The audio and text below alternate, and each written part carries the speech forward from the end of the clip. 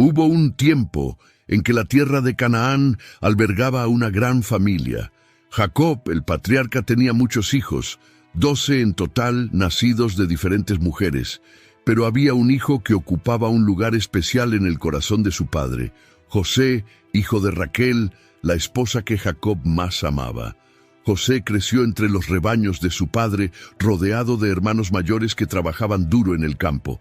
Era un joven soñador, sensible, y desde pequeño parecía tener una luz diferente. Jacob lo veía, y cuanto más lo veía, más lo amaba. Pero ese amor tan profundo y evidente acabó creando grietas dentro de la propia casa.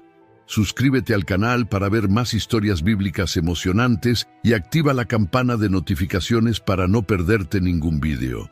La túnica que Jacob le dio a José se convirtió en símbolo de ese favoritismo. Era larga, colorida, diferente de todas las demás vestimentas que usaban sus hermanos. Cada vez que José caminaba con esa túnica, era como si su padre le dijera al mundo: «Este es mi hijo preferido». Y eso dolía a los ojos de sus hermanos, dolía en su orgullo. El amor de Jacob por José se convirtió en una herida abierta en el alma de sus otros hijos. Los días de la infancia de José estuvieron marcados por este doloroso contraste. Por un lado, el cariño y la protección de su padre. Por otro, las miradas frías, los cuchicheos, la creciente distancia de sus hermanos. Aunque no lo entendía del todo, José lo sentía. Sentía que no era bienvenido entre ellos. Sentía que su lugar al lado de su padre lo alejaba de aquellos que deberían ser sus compañeros más cercanos. Aún muy joven, José comenzó a acompañar a sus hermanos al campo y a observar su comportamiento. Cuando veía algo malo, se lo contaba a su padre. Quizás buscaba justicia, quizás solo quería complacer, pero a los ojos de sus hermanos se convertía en un delator, y eso solo alimentaba aún más el rechazo. En ese hogar donde debería haber comunión, el silencio entre los hermanos se hacía cada vez más pesado. La infancia de José estuvo marcada por pequeñas heridas que se acumulaban hasta el día en que el rechazo dejó de ser velado y se convirtió en acción. La historia de José apenas estaba comenzando. Lo que parecía ser solo un conflicto familiar se convertiría en un viaje de pérdidas, dolores y redención. Antes de continuar, quiero invitarte a comentar desde qué ciudad o país estás viendo. Veamos hasta dónde llega este mensaje. El tiempo pasó y José creció. Su corazón seguía puro y su alma parecía siempre dirigida hacia lo alto. Fue entonces cuando los sueños comenzaron a visitarlo, no simples ensoñaciones nocturnas, sino revelaciones que parecían contener algo sagrado. En uno de ellos, José veía gavillas de trigo en el campo. Su gavilla se levantaba firme, mientras que las de sus hermanos lo rodeaban y se inclinaban ante él.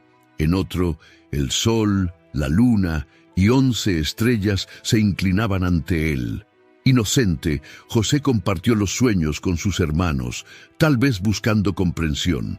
Pero al escuchar las palabras, sus ojos se llenaron de indignación. «¿Acaso vas a reinar sobre nosotros?», preguntaron.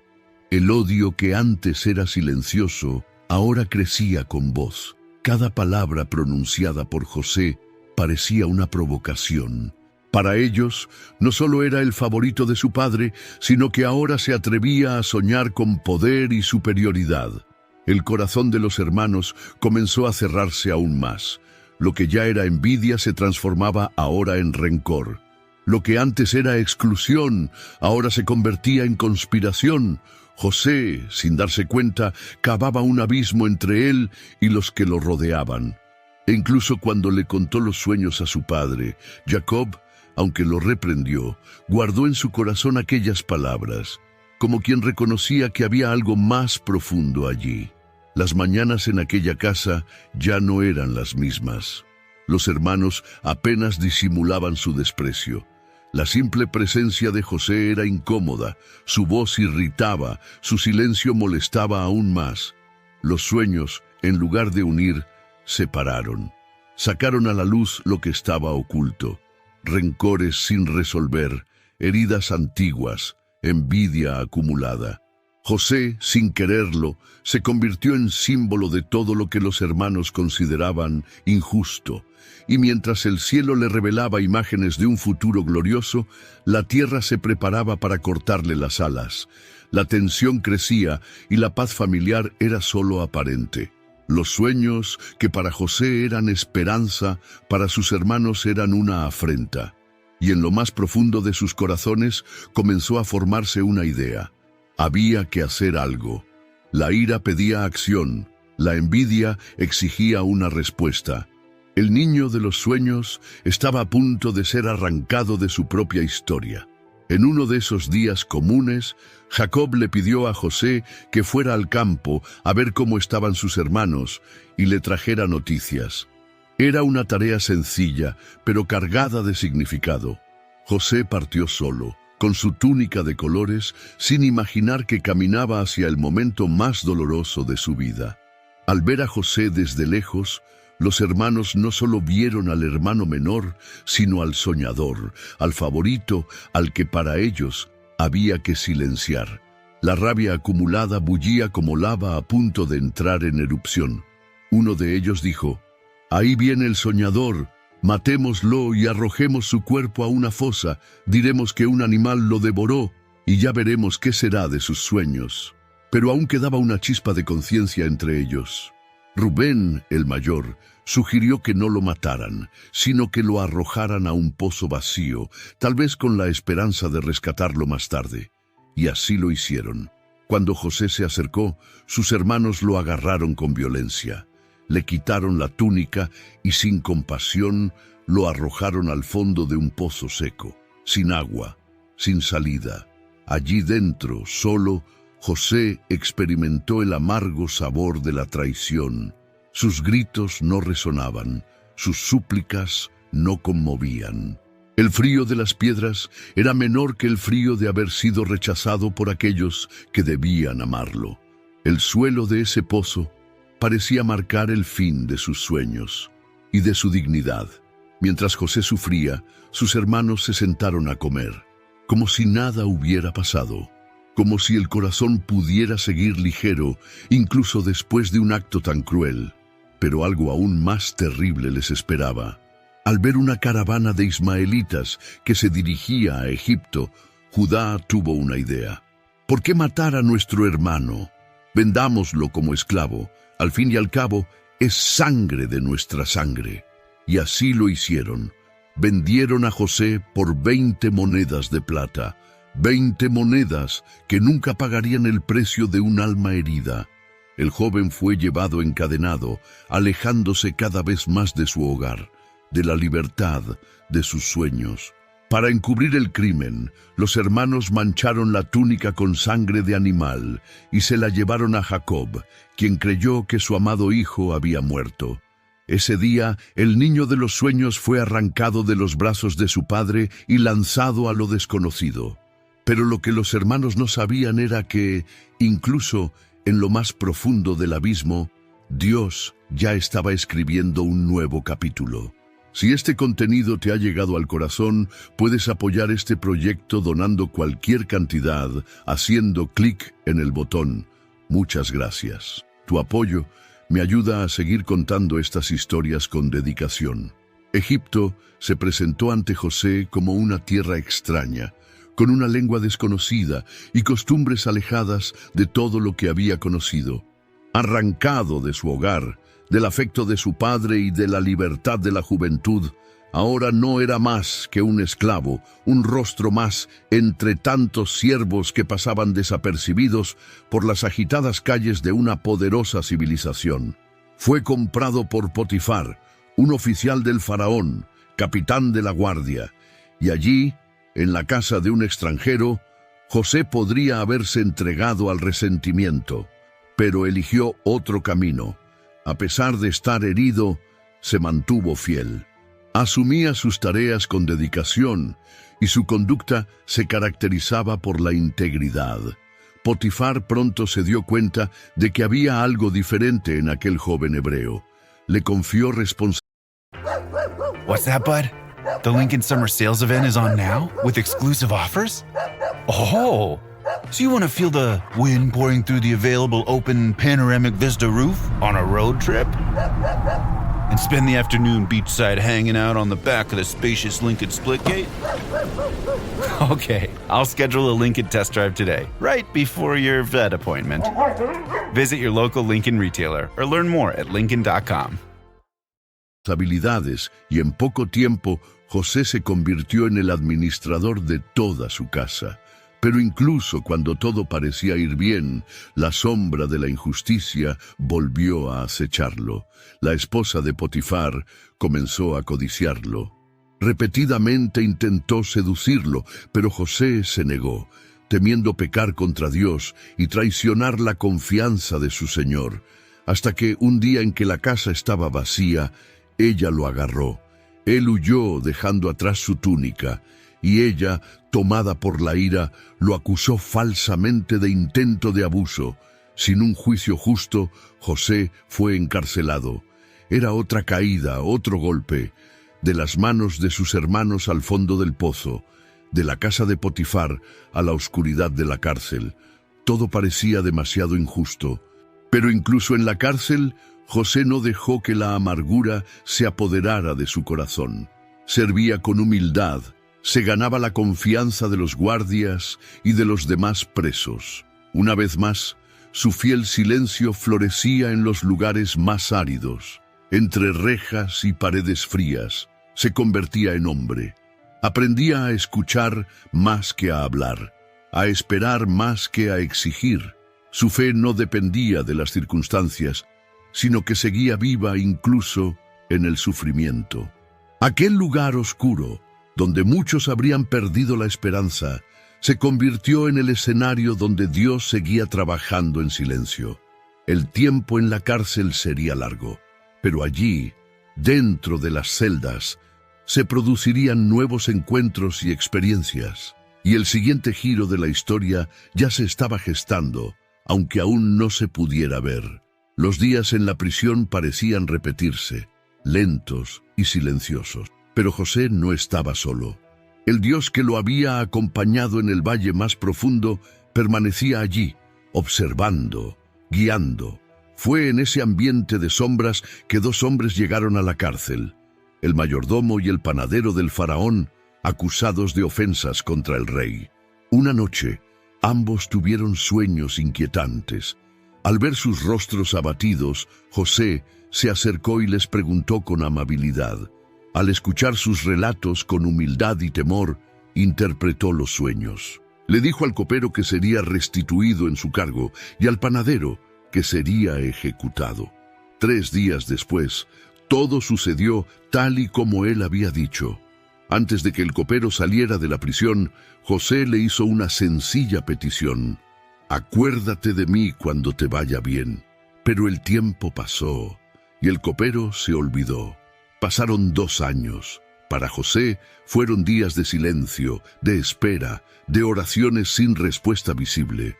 Pero de repente, algo cambió. El faraón tuvo 2 sueños inquietantes, y ningún sabio de Egipto pudo interpretarlos. Fue entonces cuando el copero se acordó. Hay un joven hebreo en la cárcel que sabe interpretar los sueños. José fue llamado rápidamente. Después de presentarse ante el rey, dejó claro: no está en mí, pero Dios dará al faraón una respuesta favorable. Escuchó atentamente los sueños y reveló: vendrán 7 años de abundancia, seguidos de 7 años de hambre. Y aconsejó que Egipto se preparara almacenando el excedente de los años buenos. El faraón, impresionado por la sabiduría y la humildad de José, hizo algo inimaginable. Le quitó las vestiduras de prisionero y lo vistió con lino fino. Le puso un anillo en la mano y lo nombró gobernador de todo Egipto. Nadie se movería sin su permiso. José, el esclavo, ahora era exaltado como príncipe. El que había sido traicionado, vendido y olvidado, ahora lideraba la nación más grande de la época. Era la mano de Dios, dando un giro a la historia, y todo comenzaba a alinearse para el reencuentro que cambiaría el destino de su familia. Pero antes de la reconciliación, aún habría un tiempo de preparación en el que se pondría a prueba el perdón y las viejas heridas volverían a salir a la superficie. ¿Quieres profundizar en tu vida espiritual? Haga clic en el primer comentario y obtenga ahora su guía de ayuno y oración y transforme su vida espiritual. Descubra el poder del ayuno y la oración para experimentar una verdadera transformación. Los años de abundancia pasaron y el hambre llegó como una densa nube sobre muchas tierras. En Canaán, Jacob y sus hijos sintieron el peso de la escasez. Oyeron decir que había provisiones en Egipto, y Jacob envió a 10 de sus hijos a comprar grano. Solo Benjamín, el más joven, se quedó con él, que era ahora el hijo más querido, el último recuerdo de Raquel. En Egipto, José gobernaba con sabiduría. Era él quien distribuía los víveres, quien decidía quién recibía y cuánto. Fue allí, en ese escenario de urgencia, donde sus hermanos entraron y se inclinaron ante él como en los sueños de la juventud, pero no lo reconocieron. José había cambiado de aspecto, hablaba otro idioma y su posición era inalcanzable. Sin embargo, José los reconoció inmediatamente. Su corazón se agitó. Todo el pasado pareció volver en un instante. El pozo, las cadenas, la túnica rasgada, la ausencia de su padre. Pero José no reveló quién era. Les habló con dureza, acusándolos de ser espías. Ellos lo negaron, explicaron que eran hermanos, hijos de un anciano, y que aún tenían un hermano menor que se había quedado en casa. José entonces ideó un plan. Quería ponerlos a prueba, quería saber si sus corazones habían cambiado. Ordenó que uno de ellos quedara preso mientras los demás regresaban con Benjamín. Simeón quedó en la cárcel y los demás partieron. Antes de irse, José ordenó que les devolvieran el dinero en secreto en las alforjas, quizás como prueba de que aún se preocupaba por ellos, aunque en silencio. El viaje de regreso estuvo marcado por el miedo. Cuando abrieron los sacos y vieron el dinero allí, sus corazones se llenaron de temor. Llegaron a Jacob y le contaron todo, pero Jacob, consumido por el dolor, se negó a permitir que Benjamín se fuera. Ya había perdido a José. Ahora no se arriesgaría a perder a otro hijo de Raquel. Pasó el tiempo. El hambre se hizo más intensa, la necesidad habló más alto y finalmente, con renuencia, Jacob permitió que Benjamín fuera con ellos. Llevaban regalos, dinero doblado y muchos temores en sus corazones. José esperaba. Con cada nuevo paso de sus hermanos, él observaba. Sus ojos buscaban respuestas. Allí había una batalla invisible entre la justicia y la misericordia, entre el recuerdo y la redención. El reencuentro con sus hermanos era solo el comienzo de algo mucho más grande. Cuando los hermanos regresaron a Egipto con Benjamín, José los recibió de manera inesperada. Ordenó que prepararan un banquete. La alegría de verlos a todos reunidos, especialmente a Benjamín, lo conmovió profundamente. Pero aún necesitaba ver algo más. Necesitaba comprender si aquellos hombres que un día lo habían vendido habían cambiado realmente. Durante el banquete, José observaba en silencio. Vio cómo trataban a Benjamín. Notó las miradas, los gestos. Luego, con discreción, ordenó que llenaran sus sacos con provisiones y les devolvieran el dinero. Pero esta vez, escondió su copa de plata en la bolsa de Benjamín. Poco después de partir, José envió a sus siervos para que los alcanzaran y los acusaran de robo. Los hermanos quedaron perplejos, negaron con vehemencia, y para demostrar su inocencia dijeron: «Si alguno de nosotros tiene la copa, morirá». Cuando se abrieron los sacos, la copa fue encontrada precisamente con Benjamín. El silencio que siguió fue sofocante. Los hermanos rasgaron sus ropas en señal de desesperación y regresaron juntos a la casa de José. Esta vez no dejaron solo a Benjamín. Todos regresaron. Era una señal. Allí, ante José, ocurrió algo profundo. Judá, el mismo que un día había sugerido venderlo como esclavo, tomó la palabra. Habló con el corazón en la mano. Habló de su anciano padre, del dolor de Jacob al pensar en perder a otro hijo. Suplicó. Y al final se ofreció a quedarse como esclavo en lugar de Benjamín. Deja que el muchacho se vaya, yo me quedaré en su lugar. Esas palabras rompieron la última barrera en el corazón de José. It's your league to dominate in EA Sports Madden NFL 27. Powered by the all-new Persona engine, you can build your franchise the way you want. And to really live your entire football journey, get the MVP Bundle. It comes with access to College Football 27, Madden NFL 27, plus deluxe edition rewards in both games. From campus legend to NFL superstar, make your rise with the MVP Bundle. Learn more at EA.com. Rated E for everyone with mild lyrics, user interact, and in-game purchases includes random items. Por primera vez, un arrepentimiento verdadero. Vio amor fraternal, vio hombres transformados. El dolor del recuerdo aún latía, pero ahora había algo nuevo. Esperanza. La prueba había terminado, y la respuesta era clara. El tiempo no lo borra todo, pero la verdad y el arrepentimiento tienen el poder de sanar. En ese momento, José no veía solo a sus hermanos, veía a hombres quebrantados, veía a una familia que tal vez por fin podría restaurarse. Y allí, entre lágrimas contenidas y emociones a flor de piel, José se acercaba a la decisión más difícil y más divina de su vida. Las palabras de Judá resonaron como truenos en el corazón de José. Ya no pudo contener más sus emociones. Ordenó que todos los egipcios se retiraran de la sala y, allí, a solas con sus hermanos, el dolor acumulado durante tantos años estalló en un llanto incontrolable. Lloró tan fuerte que todos lo oyeron. El muro que durante tanto tiempo había levantado para protegerse se derrumbó. Con la voz entrecortada, reveló quién era. «Yo soy José, vuestro hermano». Un profundo silencio se apoderó del ambiente. Los hermanos quedaron atónitos, sin poder hablar. Sus ojos buscaban comprender lo imposible.